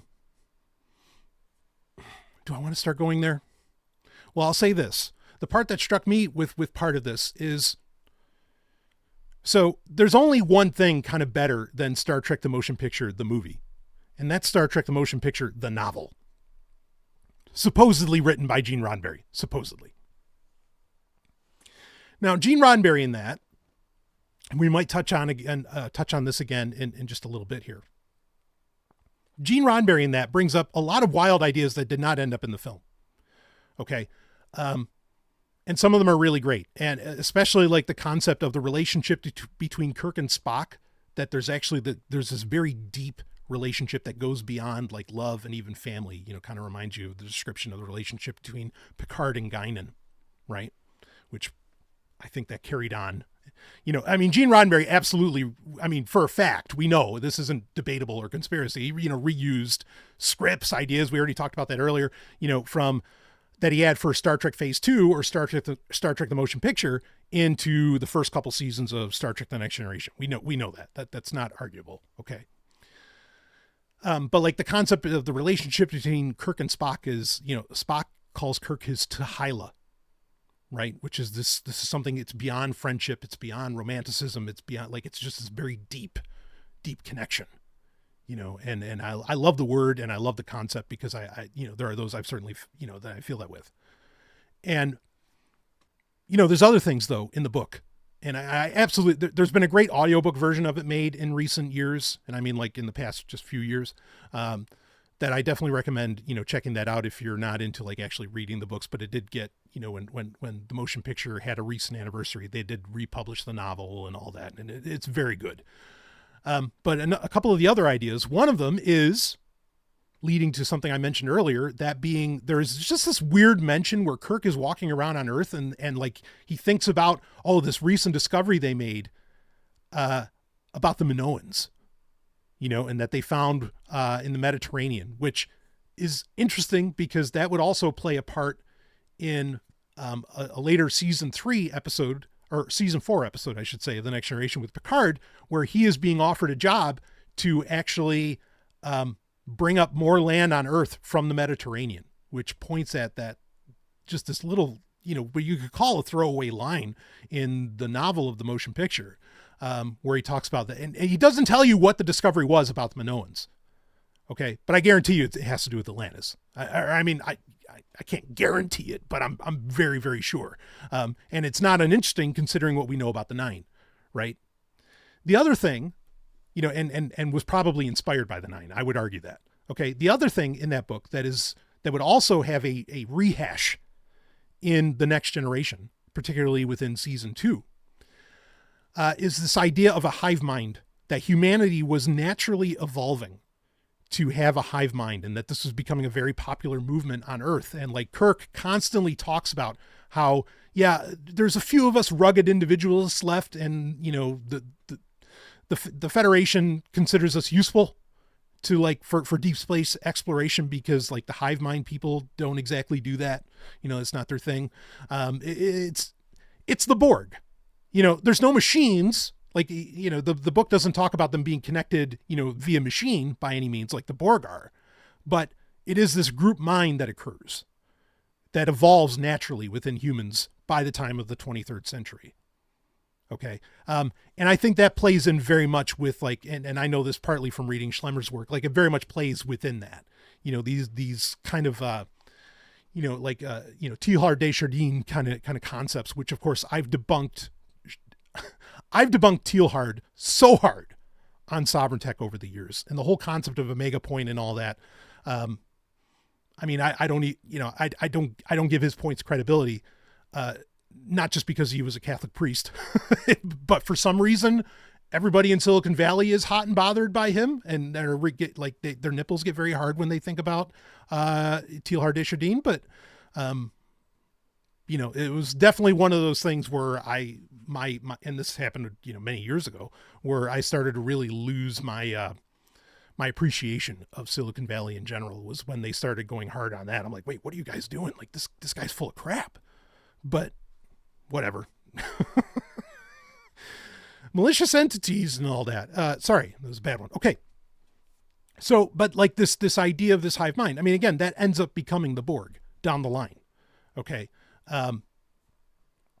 And so my point being is that even Gene's ideas in Star Trek, the motion picture, and that would later be expressed clearly, including Aldea, in the first 2 seasons of The Next Generation, and even sometimes beyond that, like we discussed, may have also come. They weren't even his ideas. They came from the Nine, or this group of people. They're at the very least, Phyllis Schlemmer or John Whitmore. They're not even his ideas. And that's my point. Like, this guy did not come up with all this stuff. I'm going to read a little bit more, but there's one other thing that I want to get at that's going to take us all, we're going to go full circle. Okay. In what we started talking about at the beginning of this, what is this episode going to be? 3-4 hours long that I'm doing. There's one more huge point that I have to make that all of this highlights, because it deconstructs the central premise, or what most people consider the central premise of Star Trek itself. Okay. Today, anyway. So let's keep reading. Whether Roddenberry believed in anything beyond the physical universe, extraterrestrials included, is in dispute. I would argue it's not in dispute, considering some of the friends that he kept. But I'll keep going. His opinion on the subject seemed to differ with the days of the week, or the state of his career. Susan Sackett says that Roddenberry's enduring fascination with states of consciousness can be traced to an out-of-body experience he claimed to have had as a young boy. He suffered from childhood allergies and illnesses, and his eyes didn't work very well. He tired easily and had asthma. He told me that one afternoon he just felt so bad that he wished he wasn't in his body. Suddenly, he found himself across the room staring back at his body. He vividly remembered that, end quote. Noting that his references to reincarnation sometimes contradicted themselves, Sackett says that she once came right out and asked him whether he believed in it. Quote, and he said something about, I believe that we continue, but you don't come back with all of your thoughts intact. You're not the same being. You become one with the all, capital A, one with the all. So he believed in something that was bigger than himself in that respect, end quote. I want to keep reading, but this isn't a key thing to bring up. Again, what is the purest expression of Gene Roddenberry's vision of Star Trek? I would argue it's Star Trek, the motion picture, or, somewhere within season 1 and season 2 of The Next Generation. Now, Gene Roddenberry wrote a book, or Susan Sackett, I should say, wrote a book. Obviously, Gene Roddenberry was working with her because she was his assistant. That was the making of Star Trek, the motion picture. Now, this is a book that when I was, again, I saw Star Trek, the motion picture when I was so little. It was an ABC, Saturday night movie. Sabbath had ended, and so we could watch the whole thing. I can remember the commercial breaks, like they'd show, because it was during the winter time, and they would show like this log cabin. It's like, and now back to our ABC Saturday night movie, and it was this log cabin, like, in a snowy field and all this stuff. And, like that copy of Star Trek, the motion picture, which they would show the special longer version on TV. This was a very common practice back in the day, back in the 80s, when a network would buy the options to, there was no Netflix, none of this shit. When a network, a television network like ABC or NBC or CBS would buy the options to play a movie on a Saturday night, that was a huge fucking deal. That was almost as big a deal as going to the theater itself. And they would often ask for, give us something you couldn't even see in theaters so that people would watch it again, because for some reason, studio execs thought people wouldn't watch shit more than once. I don't know, which blows my mind, but okay. But anyway, we recorded that. And it's far and away like the most memorable version of the movie, even though I love the director's cut that Robert Wise got to finish, years ago. But it's the most memorable version of the movie that I have. But I mean, I've been obsessed with that movie, since before I was 6 years old. Okay. Like it is, like I said, where does Star Trek end and Brian begin? I don't know. Like Star Trek, the motion picture itself is essential to my biological programming. Learn all that is learnable. Right? Like all these concepts that get talked about within that, like, are just integrated in me. I know it. I've done the work. Okay. And like I bought a book. I mean, fortunately, like I was able to read it, like really high level books, or, like adult books, I should say. Not that they were high level, like that they were, Heidegger or, or Nietzsche or something like that. But, like books beyond my years, I've been able to read those since I was a very little kid. I've always talked about how, in third grade, I could read, I read the Thrawn trilogy, right? Or, Heir to the Empire anyway. But I was able to, like my mother, we went to garage sales all the time, and somebody had a copy of Susan Sackett's, who we were just talking about, Susan Sackett's, The Making of Star Trek, the Motion Picture from 79. And I read this book backwards and forwards.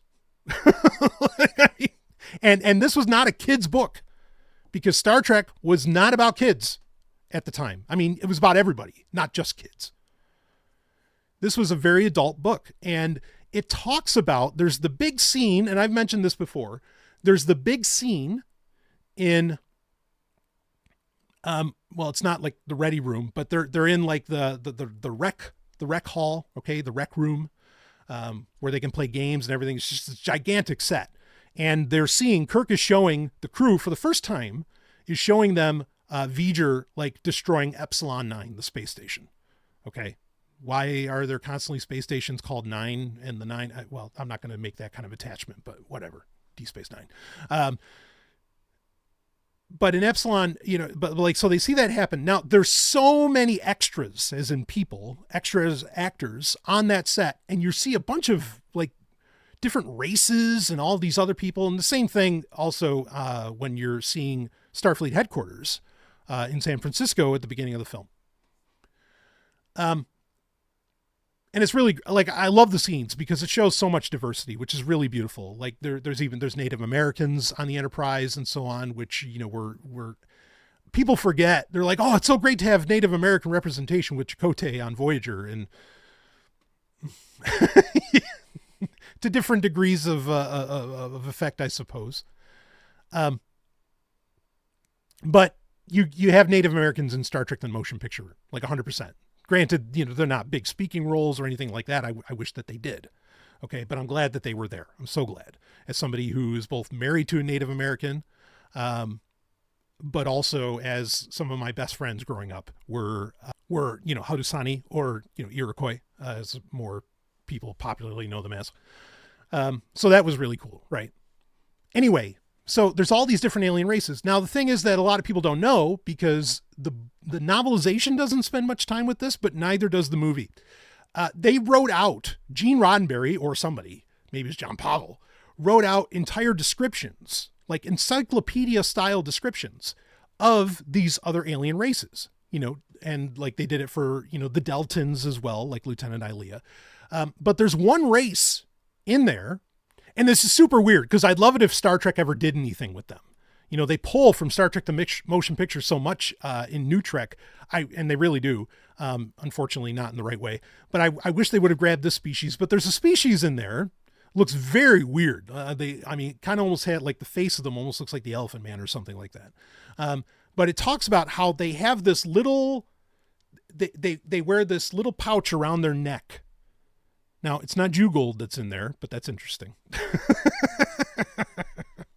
Before Kyle gave his to Cartman.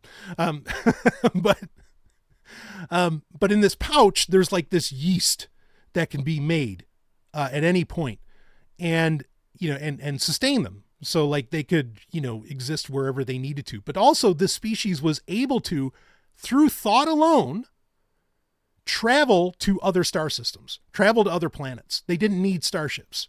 This is right out of the making of Star Trek, the motion picture. And this is a character that's in Star Trek, the motion picture. So is it canon? As Secret Galaxy always asks. No. Well, that's a whole other conversation that we don't need to get into. But bottom line being, Gene Roddenberry, at the very least, was involved in writing this stuff up. That's why Susan Sackett, his assistant, included it in the book about the making of the movie. And so these ideas, like these really far out mystical, and the character, you look at it and how they're dressed and everything, it looks very much kind of like, it's like this mixture of Japanese, which we know Gene Roddenberry was very fond of Japanese culture and Shinto culture. He had a Shinto marriage with Michelle Barrett Roddenberry, of course, in Japan, and but also like a shaman. It's this interesting mixture. And so he was absolutely injecting mystical, dare I say, Kabbalistic, and yes, it is Kabbalistic, or as I call it, like to talk about it now, fifth order science. He was absolutely injecting those ideas into Star Trek. 1,000%, not debatable at all. Didn't make the cutting room floor, but it's there. Okay, so like this idea that we see from Susan Sackett, where Gene Roddenberry says, and this is part of why I know that he was involved, where it says that, oh yeah, he had this out-of-body experiences when he was a child. That's literally what this species, how they travel. They have out-of-body experiences, or they can actually move their entire body. Like it's the same thing. And he believed in reincarnation, which that concept also kind of gets tied in with Tyler, but that's a whole other story. Bottom line being, this book is asking the question, did Gene Roddenberry actually believe in all this stuff and extraterrestrials and all this other, and all this paranormal, stuff? My contention would be, with adding in more evidence, 100%. Yes, he did. Yes, absolutely. He did. Rosicrucian through and through, if you want to go with that tradition, which there's a lot of truth in that tradition. We'll talk about that more in a second. I want to read this part, and then we really are going to wrap it up, and we're going to bring all this, together, because we got to talk about the money thing. Oh wait, I gave it away. Anyway, even an atheist may come to be favorably disposed to reincarnation when told that in past lives he was both the grandson of Moses and the father of Peter and the supreme Roman god. But before his death, Gene Roddenberry, whose fame and fortune were earned by populating outer space with the diversity of life forms, rejected the idea of extraterrestrials as hooey. Early on in Star Trek The Next Generation, he discovered that Tracy Torme, one of the show's most talented writers and a young man to whom he'd developed an almost grandfatherly devotion, was planning to adapt a book on UFOs into a film. Quote, he called me into his office, Torme recalls, and told me that he was just amazed and highly disappointed in me for believing in any of that crap. And I said, well, Gene, a lot of the UFO stuff is crap, but a small percentage of it really isn't. The more you research it, the more you find there is something real at the very heart of it. He was very disdainful of that, and he said that UFO nuts had been hounding him for years and that it was all crap, absolute crap, and that there hasn't been one case that stands up to any evidence. He was very militant about it. I know that a lot of people in the UFO world would be surprised to hear that Gene Roddenberry was so anti-UFO. I was surprised too, but I think later on, where that came from was his friend Isaac Asimov and also Ray Bradbury, who are tremendously anti-UFO. And I can confirm, Stallion breaking in, I can confirm that. Or at the very least, secondhand. I never got to meet Isaac Asimov. He died before I was, traveling to conventions and everything to where I could have met him. And I never met Bradbury. But, again, I did get to know Harlan, and Harlan would vindicate, this stuff. Reading on. I remember how worked up about it he was. It was almost like, Tracy, it's beneath you to be involved with a heinous subject. Almost like it was a child molestation, end quote. And that is that last line, like, what the fuck, Tracy Torme? Great writer. No debate on that. But that was very weird of him to use that line at the end about child molestation. Anyway, Roddenberry's experiences with the Nine may have indeed stirred in him some philosophical uncertainties about paranormal occurrences or extraterrestrials. But as the anecdotal evidence suggests, he had little trouble dismissing those doubts after cashing the final check from Lab 9 in late 1976. Roddenberry offered Chandler Phyllis Schlemmer a job as a writer. Quote, he started out with an offer of $1,500 a week, she says. I said no, and he kept raising it until he reached $5,000 a week. When I said no then, he realized I was serious. I think he thought all I was doing was using my imagination, end quote. Whether or not he was hoping that her acceptance would confirm his skepticism, he abandoned the matter. His proposal to Schlemmer was undoubtedly inauthentic in as much as he wanted a position to extend, or as he wasn't in a position to extend such an offer. A year later, so, basically they're saying, like, he couldn't pay Schlemmer that, so what the hell was he doing? Anyway, reading on. A year later, Roddenberry entertained the visiting John Whitmore for a day, both at home and on the set of Star Trek The Motion Picture. Quote, it was very peculiar, Whitmore remembers. He never asked about anyone at Ossining. End quote. So there's a lot more that we could get into. And really Joel Engel's whole book. It's so precious that we have this sort of thing. You're never going to get this kind of inside stuff, not for another 100 years, on half of what's going on in Hollywood right now. It's really amazing how well documented a lot of the reality around Star Trek, or at least back in the old days. Not today. Now you're not, we're lucky that we even got what we got from Andy Weir, about what's going on with New Trek today. We're not going to get that for a very long time. Not until deals fall and, nobody's making anything, then maybe somebody will come out with it. And I hope it does. I'd like to hear that. But it's amazing that at least from the early days of Star Trek and even into the 90s and early aughts, we do have some reality of what was going on there.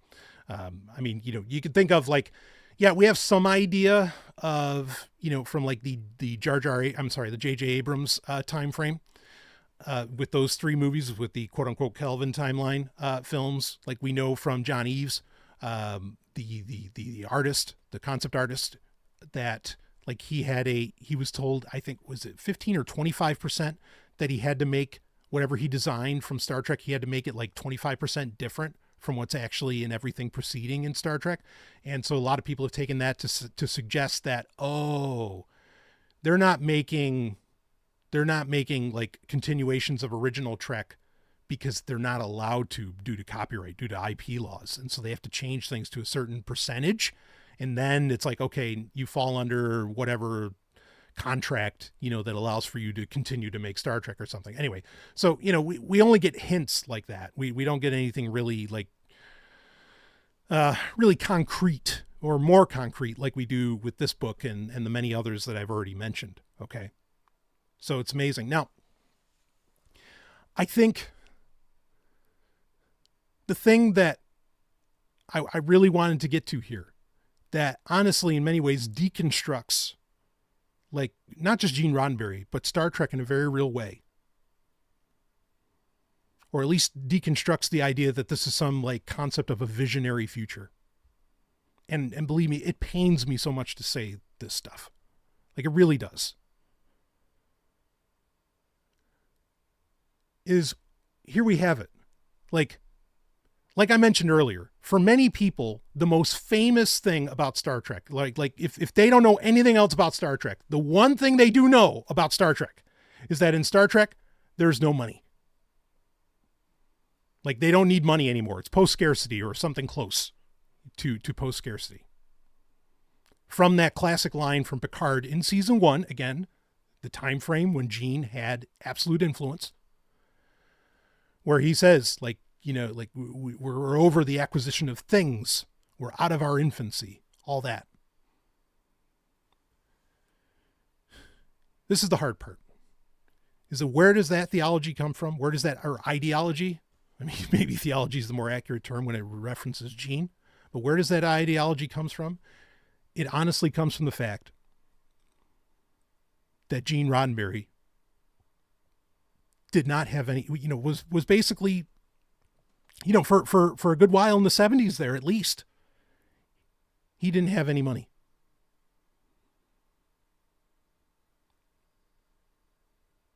Not until like season 1 and season 2 did he like reach, you know, kind of and we can glean that from Yvonne Fern's book, The Last Conversation, because she was following him around for like the last year of his life. Okay. You know, then he was doing well, could buy lunch. Everybody liked him, you know, all that stuff. But for a very long period of time, he was dealing with the fact that, like we talked about, that John Pavel and Harold Livingston both realized, this is Gene. This is Gene. He only has one success. He's a one-trick pony, and he has no money.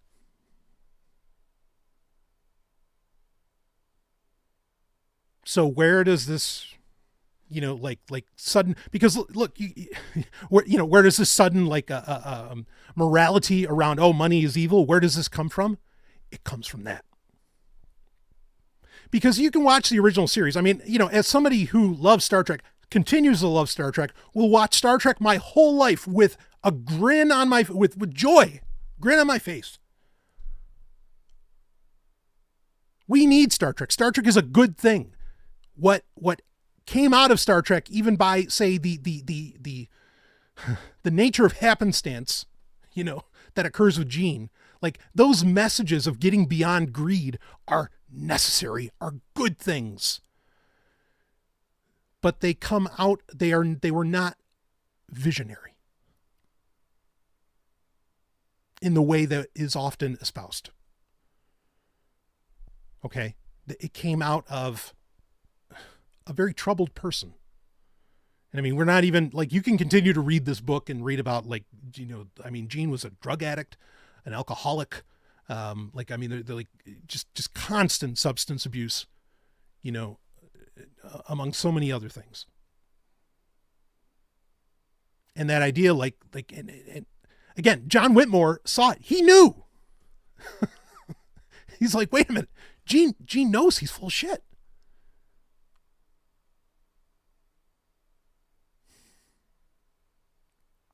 And it's not like he didn't get the opportunity to make more successes. He did get the opportunity, and they all failed.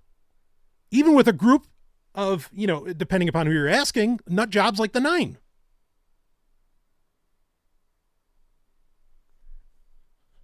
The central philosophy of Star Trek, which is basically post-scarcity, you know, like a world with no money. The idea that is a visionary concept is a lie. It doesn't make it wrong per se, but it is a lie.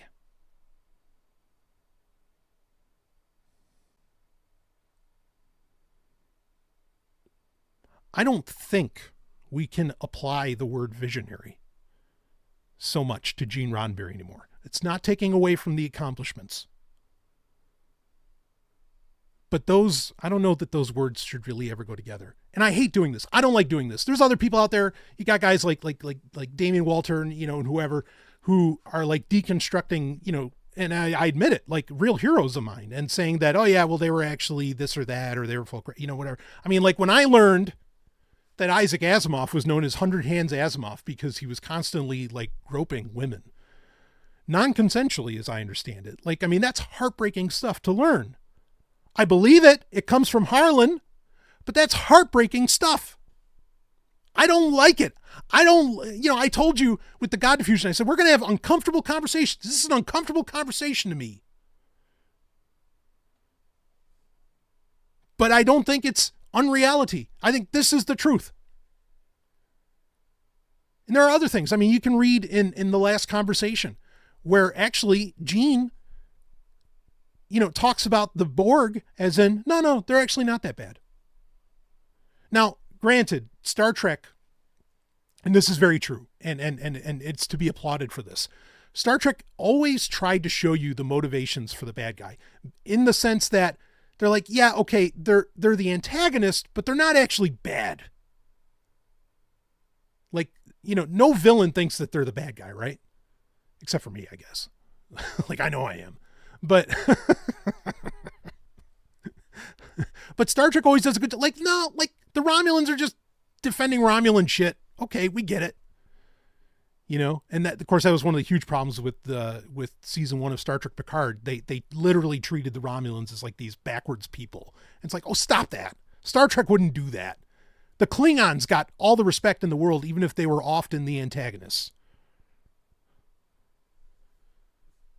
So much so that people wanted a Klingon show back in the 90s. Really. It was never going to happen, unfortunately, but people wanted it to be a thing, myself included. I know I was there.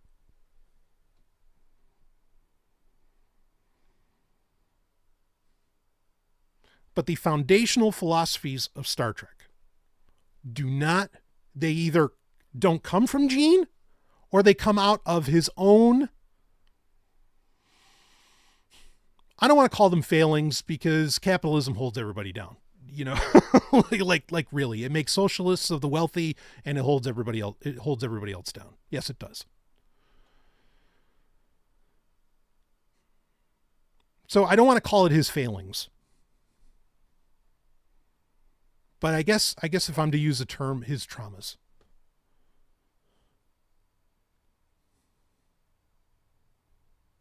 I'm not even sure what word to use on that.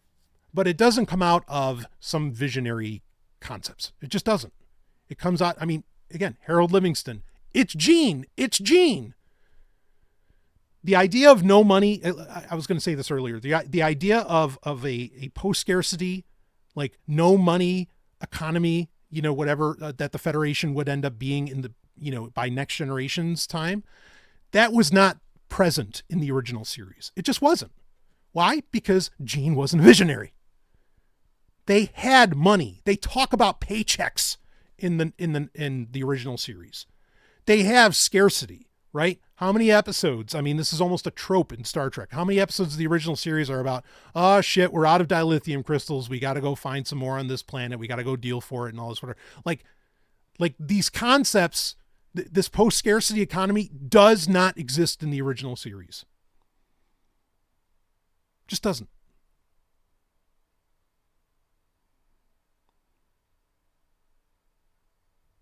So I say all of this in that, in some ways I'm almost defending Kurtzman in modern Paramount or modern day Paramount because they're like, oh yeah, what is Star Trek all about? Well, what was Gene Roddenberry's vision or whatever? And they're trying to inject that in a Gen Z way or whatever. I don't know. Okay. But the bottom line being is that they don't know the reality. They don't actually understand the heart of Star Trek. They don't understand Star Trek because if they did, they would not be appealing to a vision that does not exist. That comes out of a myth that is just that, a myth. It's not the real person, that being Gene Roddenberry. So of course they can't write good Star Trek because they're already coming at it from mythology and false premises. It's all just a TV show if you want to say that. I don't agree with that. Okay. It became something so much more because of the fans who believed in it to be something more. It's the fans that made a lot of this stuff more real. It wasn't Gene Roddenberry.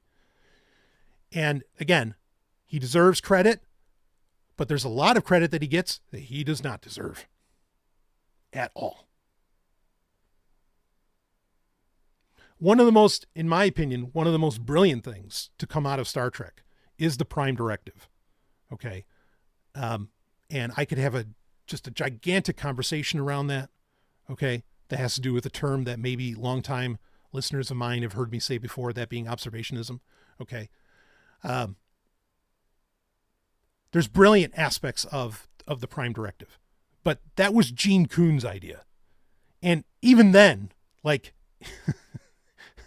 I don't think Gene Kuhn meant for it to be taken literally. He meant it, or I don't think Gene Kuhn meant it to be like an actual philosophy. He meant it to be it's part of the story. Like it's part of the crucible of the story. It's something that you're that's supposed to be there, that creates conflict for these incredibly technologically advanced people.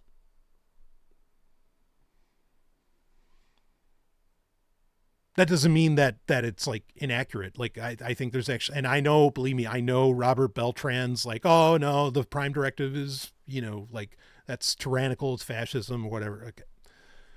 Again, separate conversation to get into. Okay. But even that wasn't Gene Roddenberry's idea. Bottom line.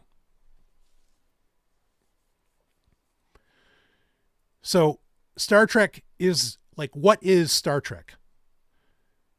If I have a point in a lot of this, Star Trek is not something that you can just read a one-pager on and understand. Star Trek is something that exists in totality from the minds of many people, not just one, not just Gene Roddenberry. In fact, it's easy to argue it's not his at all. Like that argument could be made. In fact, if we read on just in that chapter, I'm not going to, but if we read on in this chapter from Joel Engel's book, just chapter 8, you'll see where Nimoy has his conversation that I mentioned earlier with Robert Wise, letting him know, hey, Gene Roddenberry is not the brains behind Star Trek. Nimoy knew that. Now, was Nimoy the brains behind Star Trek? Oh, he was a huge part of it. I would argue far more influential than Gene Roddenberry was. I mean, even look, I want to be clear here. Like, and there are documentaries you can watch on this. What sold Paramount on making Star Trek The Next Generation? Remember, Gene Roddenberry, we know, was not involved, other than Star Trek The Motion Picture. He was not involved. In fact, he was locked away in his office so that he couldn't interfere with the production of Star Trek's, the Star Trek movies 2 through 6. Okay? The reason, because, they had, by and large, Paramount had hits on their hands with the original crew movies, in theaters. I mean, 4 did insane, 2 did insane money, 4 did insane money, 6 did well, all that. Okay. So how did Star Trek The Next Generation get greenlit? Yes, the success of 4 started the conversation, which Gene had nothing to do with. But what finally sold, and we have the interviews with the head of Paramount at the time, what finally sold him was the effects department, the special effects department. When he saw, with the budget that they had, what they were able to do with the Enterprise D and make that look so good, because Star Trek The Next Generation, to this Paramount executive, looked as good effects-wise as anything on the movie screen. That's what sold it. He tells you that story. He signed it right there. He also thought Gene was nuts, but, if I'm not mistaken. But he signed it right there. But that's what did it. It's not the ideas of Star Trek. It's not that Gene Roddenberry was, oh man, he was so convincing, so debonair, so this and that. No. It was because of the success of Star Trek 4, which again, Gene was not involved in. Leonard Nimoy was director. The success of Star Trek 4 and the effects department for that started working on Star Trek The Next Generation. Those were the people that got Star Trek back on the air.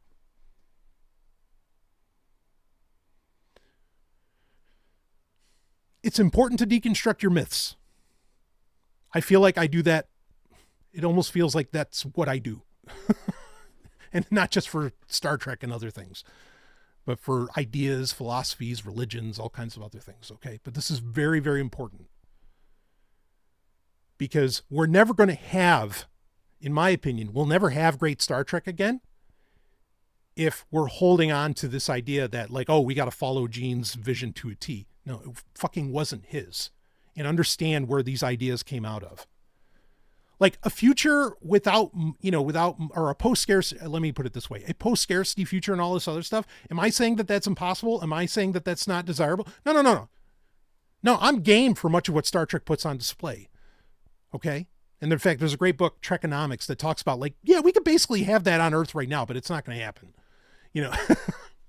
Right? Like people going hungry, there's no reason that people should be hungry. But it's not because of a lack of food or a lack of wealth. It's just we have distribution problems. That's the singular reason that people starve on this planet. I mean, yeah, it's also out of human greed, of course. But we know that very well. Was it that the great documentary, I think it was a Netflix documentary actually, Buy Now, The Shopping Conspiracy? Definitely go watch that.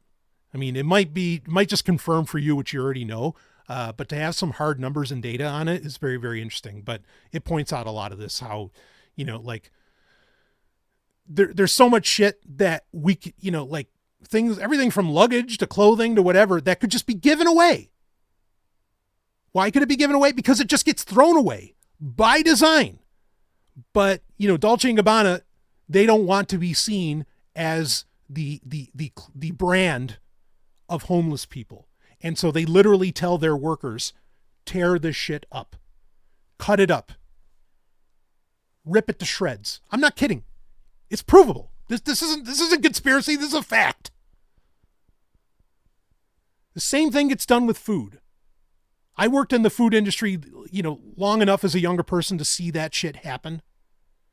Like, oh, don't let your closing workers at the restaurant, cook food too late because they'll start cooking it intentionally so that they can take it home. So the fuck what? Greedy shit. Let your workers have some food to go home with. God damn it. You better believe I never followed that rule. Fucking bullshit. So yes, in many ways we could live in a post-scarcity world. Everybody could be fed and clothed. Houses, churches, give up your fucking land. Close McDonald's. McDonald's isn't a food company. They're not a restaurant company. They're a fucking real estate company that happens to own some restaurants that pay the bills. That's all they are. Yes, that is what they are. Just like tech companies. Tech companies aren't tech companies anymore. They're fucking money managers. They're fund managers. That's all they are. Talk to me about fucking Apple or Microsoft or Google or any of them like they're fucking innovating. My goddamn ass they are. Just gigantic slush funds. I thought last year's iPhone was the greatest ever. No, that one sucked. This year's is the best. Yeah, but last year you said that was the best. No, that one sucks. This one's the best. Stop. Nobody has to go without anything today. But the system we live under is so goddamn greedy that people die of starvation. People go cold. Whatever.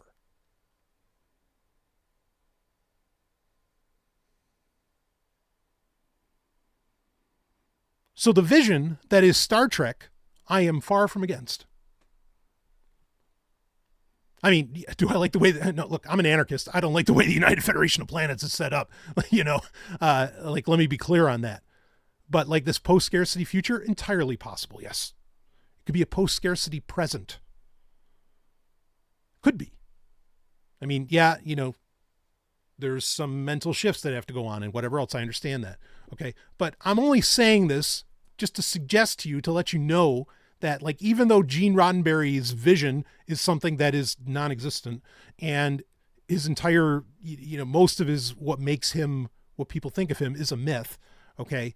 That doesn't mean that the aims of Star Trek in totality are bad things or unachievable.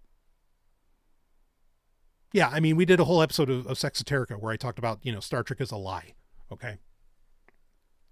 And I stand by, what I said in that episode.